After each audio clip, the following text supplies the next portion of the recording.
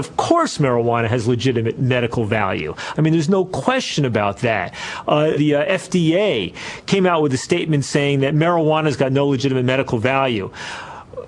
They were just being political and dishonest about that, and they were criticized up the gazoo. What they meant was that there were no what are called phase 3 final clinical trials of the sort that pharmaceutical companies have to do to get a drug finally approved. But in fact, there's oodles of evidence about the efficacy of marijuana as medicine.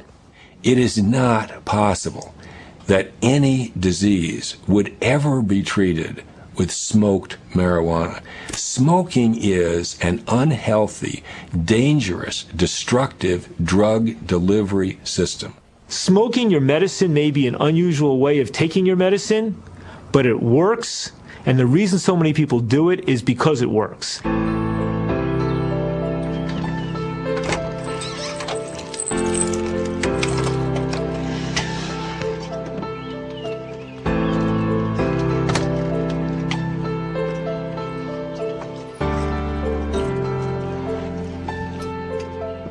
I was diagnosed with multiple sclerosis in October of 1994. So I graduated nursing school in 1992, and in 1994 I got diagnosed with MS, and in 1998 I had to leave a profession that I loved. I'm sorry. I am on a lot of meds. Currently, I take not only the shot, the interferon, which is every other day, and I've been doing that for 11 years. I take Imuran in the morning. I take Baclofen and Neurontin both 4 times a day each. And I take Wellbutrin, which is an antidepressant. I take that twice a day. And Detrol and Ditropan, which are urinary medications.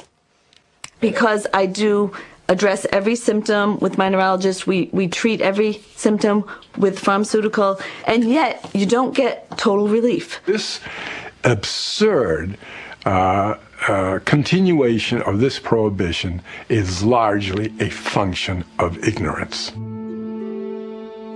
In 1967, because I was so concerned about this drug marijuana, I decided to do a review of the literature. I was then persuaded by Harvard University Press to do a book. The book came out in 1971, Marijuana Reconsidered.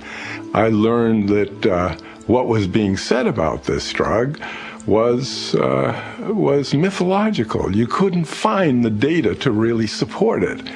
It turns out that marijuana came across as a remarkably non-toxic drug.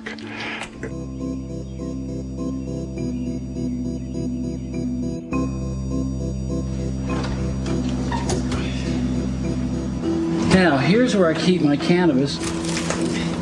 Keep it refrigerated, it stays fresher. I receive 1 tin of 300 pre-rolled cigarettes, approximately 300 cigarettes, every 25 days from the federal government. And here's hermetically sealed with wax to try to keep the freshness and the strength up.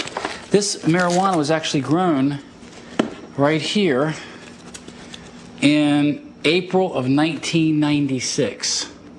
So it's been packaged and frozen since then.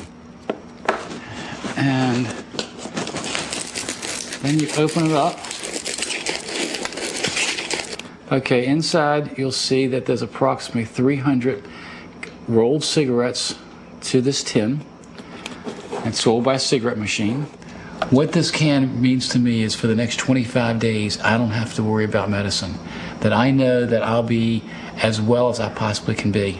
And that I don't have to worry about if somebody's going to bust my door down and come arrest me because of this medicine. The disorders that I suffer from are multiple congenital cartilaginous exostosis and a variant of the syndrome, pseudo-hypoparathyroidism. In lay terms, what it means is bone tumors that grow outwardly from the long bones such as this, grow outwardly into the muscles and the veins, stretching the muscles and the veins, making it very painful.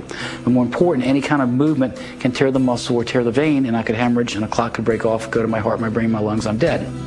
I became the second person in the United States to receive medical cannabis from the federal government.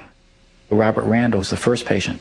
We welcome to Larry King Live, Bob Randall, the first American ever to gain legal access to marijuana because of his glaucoma condition. Why are you allowed to use these, Robert? I have a disease called glaucoma, and marijuana at this point is the only drug that will help prolong my sight. You could smoke it now legally, couldn't you? Sure. Do it for me. Okay. Yes. This is a first. I want you to know, Larry. I spent 27 years with Bob Randall, and 25 of those years he was using 10 marijuana cigarettes a day, federally supplied. And I can assure you he was not a stoner. He had a terrific memory. He was extremely articulate. He was highly motivated when it came to, particularly to this issue. I think the only thing surprising here is that a small group of unelected bureaucrats have so long resisted making marijuana medically available. Essentially, it comes down to almost a theologic argument.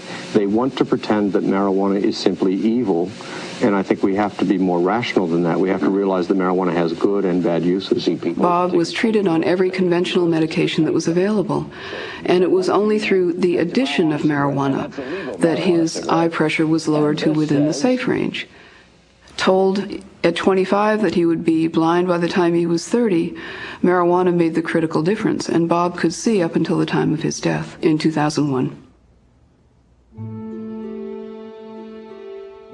We were arrested in August of 1975 for growing 4 marijuana plants on our sun deck in Washington, D.C. And once Robert found out that the federal government was already conducting research on marijuana as a possible glaucoma treatment, that made him very angry. He could not reconcile in his mind that we were being called criminals for what the federal government was already well aware of.